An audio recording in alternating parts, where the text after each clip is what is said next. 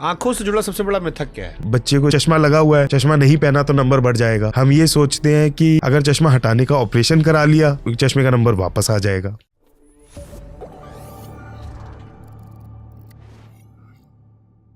आंखों से जुड़ा सबसे बड़ा मिथक क्या है? आंखों से जुड़े तो बहुत सारे मिथ हैं। हम ये सोचते हैं कि अगर बच्चे को जैसे चश्मा लगा हुआ है, चश्मा नहीं पहना तो नंबर बढ़ जाएगा। हम ये सोचते हैं कि अगर चश्मा हटाने का ऑपरेशन करा लिया तो ये चश्मे का नंबर वापस आ जाएगा। हमारे को ऐसा लगता है कि भाई बहुत सारी हम आलतू फालतू की चीज़ें कुछ कई तरह की ऐसी दवाइयाँ पदार्थ की ये आँख में डाल लेंगे, लार लगा लेंगे, इन सब चीज़ों से कुछ फ़र्क पड़ जाएगा। आँखों को खूब धोना चाहिए, उससे आँखें अच्छी होंगी। आँख को कुछ भी नहीं करना चाहिए। अगर प्रॉब्लम हो तो डॉक्टर को दिखाना चाहिए, उसका इलाज कराना चाहिए। प्रॉब्लम नहीं हो तो हर 2 से 3 साल में एक रूटीन आई टेस्ट कराना चाहिए, जानने के लिए कि आँख के अंदर कोई छुपी हुई बीमारी तो नहीं है। जब तक कोई दिक्कत ना हो उसका ट्रीटमेंट नहीं करना चाहिए। ओके। सुबह सुबह उठकर सूरज देखने से आंखें खराब होती हैं?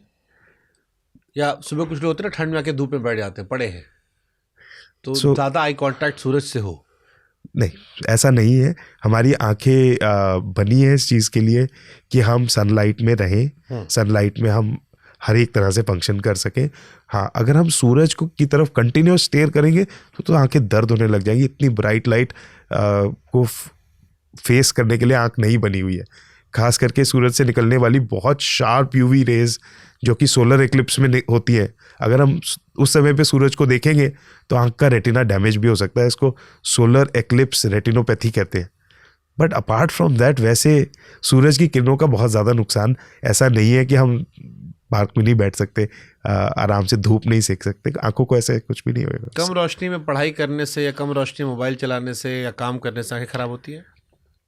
इसके ऊपर बहुत रिसर्च है और जो अंडरस्टैंडिंग है वो डिबेटेबल है कि क्या एक्चुअली कम रोशनी में हम अगर पढ़ते हैं तो इससे आंखें खराब होती है, नंबर बढ़ जाता है या नहीं। डेफिनेटली ये तो होता है कि स्ट्रेन ज़्यादा पड़ेगा, सिर ज़्यादा दुखेगा, थकावट ज़्यादा होगी, आप परेशान होगे।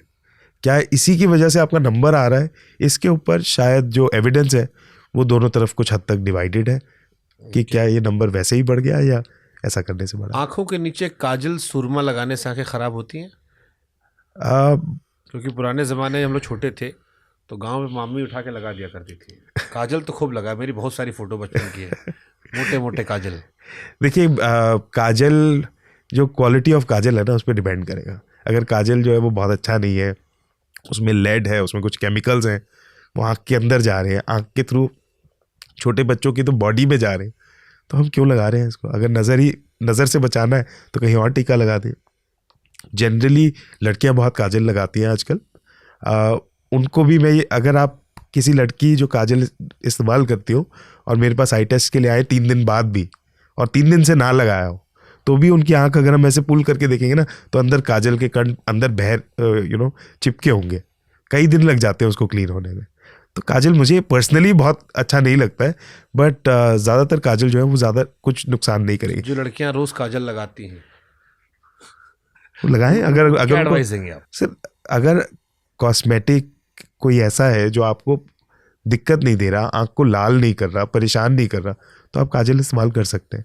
लेकिन अगर आपको कोई कॉस्मेटिक है जो कि आँख को इरिटेट कर रहा है, दर्द कर रहा है, लाल कर रहा है, पानी आ रहा है, चुभन हो रही है, तो आप उस कॉस्मेटिक को लगाना बंद कीजिए। बहुत सारे मेरे पेशेंट्स हैं जिन्होंने काजल से आई लाइनर पे शिफ्ट किया, उसी से उनकी आँख की एलर्जी और ड्राई आई ठीक हो गई।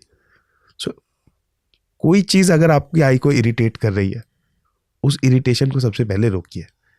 ये सबसे अच्छा इलाज होगा, नेचुरल इलाज, कि अननेचुरल चीज़ को हटाओ, नेचुरल को वापस लाओ।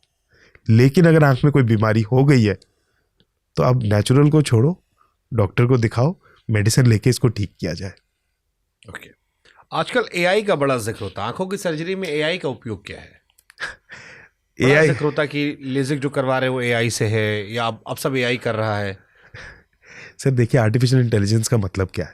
आर्टिफिशियल इंटेलिजेंस का ये मतलब है कि एक कंप्यूटर सोच रहा है कि नेक्स्ट क्या करना है। और आजकल एआई का चलन है किसी भी चीज़ के पीछे एआई लगा दो तो वो बिकने लगती है। तो एआई का जिक्र आज मार्केटिंग में, आई केयर में, चश्मे हटाने के ऑपरेशन में भी हो रहा है और कैटरैक्ट सर्जरी में भी हो रहा है।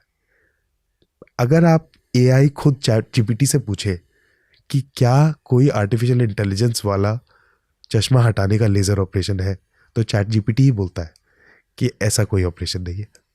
अगर वो कभी ये भी जवाब दे दे कि हाँ इस ऑपरेशन का जो मार्केटिंग है उसमें एआई का नाम आता है, तो आप उससे दोबारा यही पूछो, एआई से खुद पूछो कि क्या इस ऑपरेशन में कोई जेन्युइनली एआई है, तो उसमें कोई जेन्युइनली एआई नहीं है।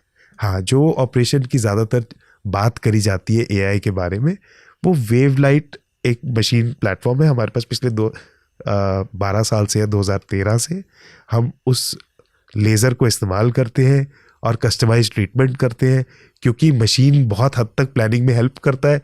तो हम ये कहते हैं ये एक इंटेलिजेंट मशीन है एज़ कम्पेयर टू कोई दूसरी मशीन जो कि सिर्फ मेजरमेंट करता है और प्लानिंग हमें खुद करनी पड़ती है। तो हम ये बोल देते हैं कि आर्टिफिशियल इंटेलिजेंस है, बट एक्चुअली उसमें ट्रू सेंस में आर्टिफिशियल इंटेलिजेंस नहीं है, क्योंकि डिसीजन मेकिंग डॉक्टर करता है, मशीन सिर्फ कैलकुलेशंस करता है। अब दूसरी तरफ से कैटरैक्ट सर्जरी में एआई। सो कैटरैक्ट सर्जरी में 2 बज़वर्ड है, एआई और रोबोटिक। ये दोनों वर्ड्स का इस्तेमाल किया जाता है फेम्टोसेकंड लेज़र टेक्नोलॉजी के लिए। थोड़ा सा आपको कैटरैक्ट सर्जरी समझाऊंगा। हमारी आंख के भीतर में एक लेंस है। ये लेंस बचपन से एकदम क्लियर होता है और इलास्टिक होता है। एक उम्र के बाद इस लेंस के अंदर धुंध या सफ़ेदी आ जाती है। ऑपरेशन करके इस लेंस के अंदर एक छोटी सी 5 मिलीमीटर की ओपनिंग बना के अंदर के मोतियाबिंद के छोटे छोटे टुकड़े करके वैक्यूम किया जाता है और इसी छोटे से रास्ते में से एक फोल्डेबल लेंस को आंख में डाल दिया जाता है। यह है कैटरैक्ट सर्जरी। ये सर्जरी में डॉक्टर एक फेकोप्रोब का इस्तेमाल करते हैं और इसको आम भाषा में लोग लेज़र भी बोल देते हैं। एक्चुअली इसमें कोई लेज़र नहीं है। इस ऑपरेशन को अब एक फेम्टोसेकंड लेज़र मशीन से किया जाता है, जिसके अंदर आंख को स्कैन करके एक 3D मॉडल आप कंप्यूटर में बनता है। आंख में एंट्री करे बिना लेज़र द्वारा आंख में एक 5 मिलीमीटर की ओपनिंग बनती है। कैटरैक्ट के छोटे छोटे टुकड़े कर दिए जाते हैं। अब ये कुछ माने में तो आप इसे रोबोटिक कह सकते हैं कि डॉक्टर ने कुछ भी नहीं किया, मशीन ने खुद स्कैन किया, खुद ही कट्स बना दिए, खुद ही सब कुछ प्रिपेयर कर दिया। स्टिल कैटरैक्ट को डॉक्टर को अभी भी वैक्यूम करके रिमूव करना है और लेंस डालना है, नज़र उसी से आएगी। तो इसको हम कोई इसको एआई बोल देता है, कोई इसको रोबोटिक बोल देता है, कोई इसको लेज़र बोल देता है।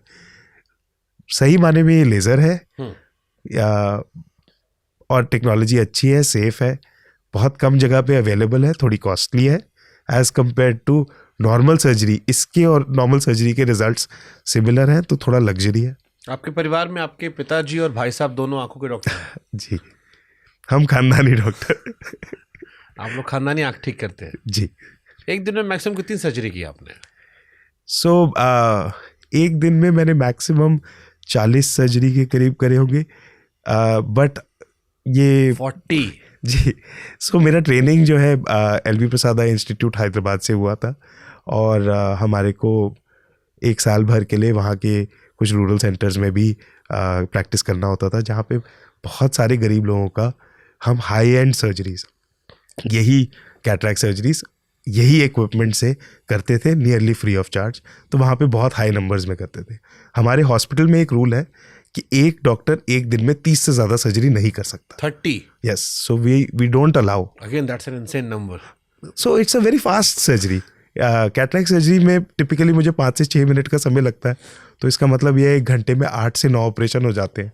30 सर्जरीज करने के लिए 3-3.5 घंटे बैठ करके कंटिन्यूसली हम सर्जरी कर सकते हैं, एक के बाद एक। तो बुलाना, लाना, बेड पे लिटाना, फिर उसको उठा के भेजना, वो भी एक प्रोसेस कर। आप तो आए हो, आपको पता है, एक टीम है और वो एक सर्किट की तरह चलते जाता है, हर आदमी मशीन की तरह और काम करते जाता है।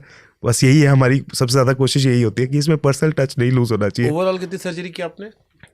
Sir I think I have done more than 30,000 surgeries. Exact number तो ध्यान करना बहुत मुश्किल होगा। इसमें कई कुछ है, मोर देन 30,000 आइज। इसमें कैटरैक्ट सर्जरीज है, लेज़र सर्जरीज है, ICL सर्जरीज है, कॉर्निया ट्रांसप्लांट सर्जरीज है, बिकॉज मैं कॉर्निया स्पेशलिस्ट हूँ। तो